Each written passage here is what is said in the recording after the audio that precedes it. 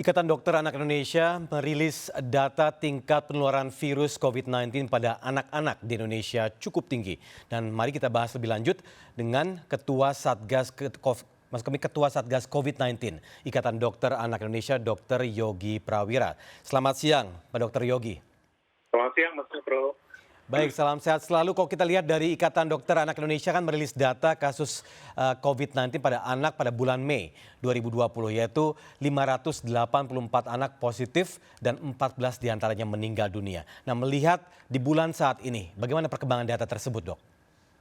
Baik, jadi sebelumnya saya mungkin harus mengklarifikasi ya. Jadi data yang waktu itu dirilis itu lebih untuk meningkatkan awareness semua. Karena pada saat awal orang-orang berpikir kalau anak-anak ini mungkin lebih sulit untuk terjangkit seperti itu. Tapi setelah jadi IDA itu setiap minggunya melakukan semacam meeting gitu dengan seluruh cabang IDAI di Indonesia. Kemudian kita update data, tapi data yang kita gunakan itu hanya untuk strategi internal IDAI.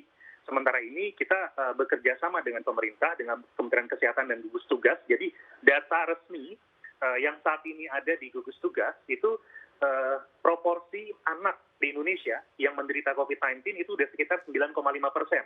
Jadi kalau data nasional semua yang terkonfirmasi 190.000, maka anak ada 18.440 yang sudah terkonfirmasi positif COVID-19. Berarti dengan melonjaknya data tersebut, apa saja dasar yang menjadi bahan pemikiran para dokter sendiri untuk menilai bagaimana kok bisa anak-anak menjadi peningkatannya cukup tajam di sini? Baik, jadi sebenarnya dari awal pandemi itu IDAI sudah jelas merekomendasikan ya. Jadi pertama memang kita apresiasi nih pemerintah pada saat awal cepat untuk melakukan pembelajaran jarak jauh dari rumah gitu. Karena dari data yang kita dapatkan ternyata sebagian besar anak-anak ini pada saat mereka terinfeksi itu sebagian dia gejalanya ringan atau tanpa gejala gitu. Jadi mungkin sekitar 70-80% dia gejala ringan atau tanpa gejala. Kemudian kurang dari 2% itu ternyata dia butuh untuk dirawat di ICU.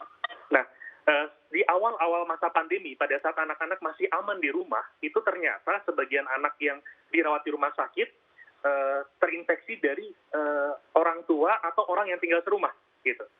Nah, pada saat mereka dipaparkan keluar dari perjalanan dari rumah ke sekolah, kemudian pada saat dia di sekolah, maka risiko dia untuk terpapar virus ini lebih besar lagi.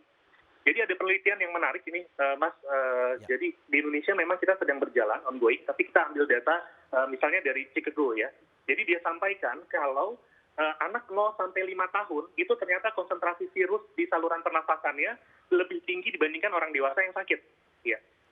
Jadi kalau dari situ, begitu anak-anak ini misalnya terinfeksi, konsentrasi virusnya tinggi, tentu mereka akan bisa menularkan.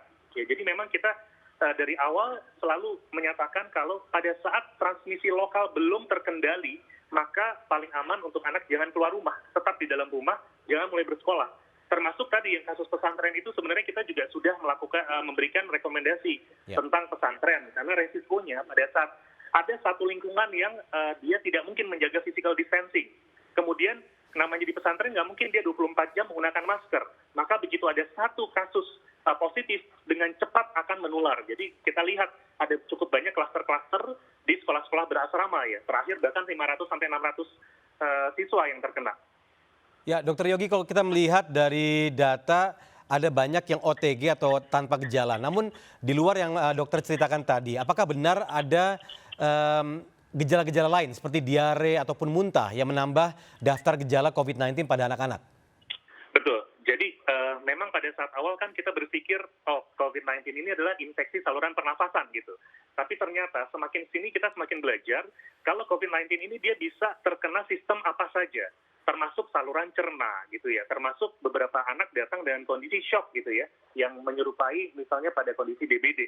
Jadi entry point dari COVID-19 ini bisa dari saluran nafas, bisa dari saluran cerna. Beberapa anak kita temukan tidak ada gejala infeksi saluran nafas sama sekali, jadi nggak ada batuk, nggak ada pilek, tapi ternyata datang dengan muntah-muntah, dengan diare, ada demam, terus kemudian kita lakukan pemeriksaan swab, ternyata hasilnya positif, gitu. Jadi memang betul gejala pada anak tidak khas.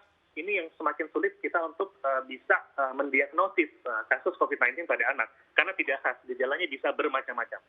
Ya, sebelum kita melangkah ke proses belajar mengajar terhadap anak ini, kalau misalnya orang tua ingin membawa anak-anaknya ke tempat publik nih dok, apa saja himbauan yang perlu didengarkan oleh para orang tua ketika sudah siap-siap akan membawa anak-anaknya sedikit misalnya relaksasi di luar atau di tempat-tempat publik lainnya? Baik, jadi prinsipnya pertama, dalam kondisi transmisi lokal belum tertangani ya dengan baik ya. Jadi kita lihat data positivity rate di Indonesia itu kan yang harusnya di bawah 5%, kalau mau dibilang terkendali, ini sekarang bisa mencapai 20-25% ya. Artinya akan banyak sekali orang tanpa gejala yang ada di luar sana. Maka paling baik, perlindungan terbaik pada anak saat ini adalah tetap berada di dalam rumah.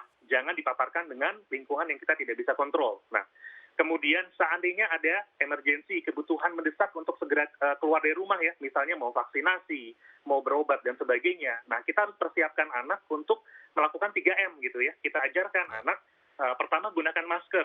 Rekomendasi dari IDAI, anak di atas 2 tahun itu sudah bisa dilatih untuk menggunakan masker ya. Jadi maskernya itu cukup masker kain 3 lapis sesuai rekomendasi WHO dan boleh diberikan mulai anak usia 2 tahun ke atas, tentu dengan pengawasan ketat dari orang tuanya.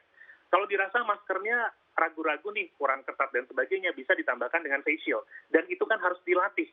Nggak bisa tiba-tiba anak dibawa keluar disuruh pakai ini gitu kan.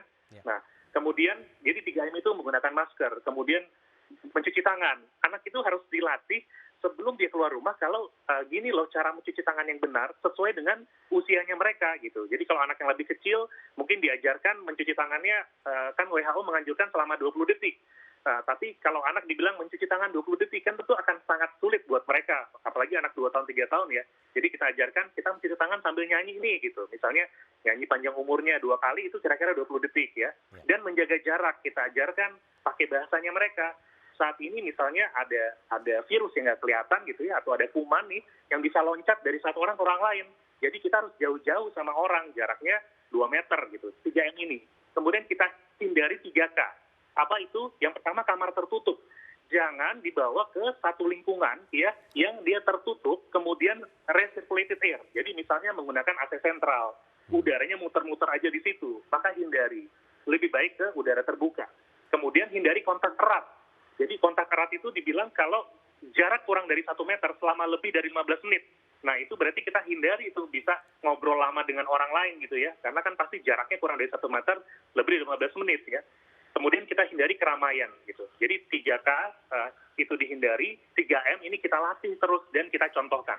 Baik, 3M dan 3K. Terakhir nih dok, ini mengenai belajar tatap muka. Banyak sekali orang tua yang tidak sabar untuk belajar tatap muka untuk anak-anaknya. Begitu pula dengan para penyelenggara pendidikan sendiri yang bersikeras melakukan simulasi. Dan bahkan sebelum kami berbincang dengan dokter saat ini, ada berita mengenai para guru yang terinfeksi positif COVID-19. Nah, bagaimana himbauan dari dokter? Apakah saat ini tepat untuk belajar tatap muka?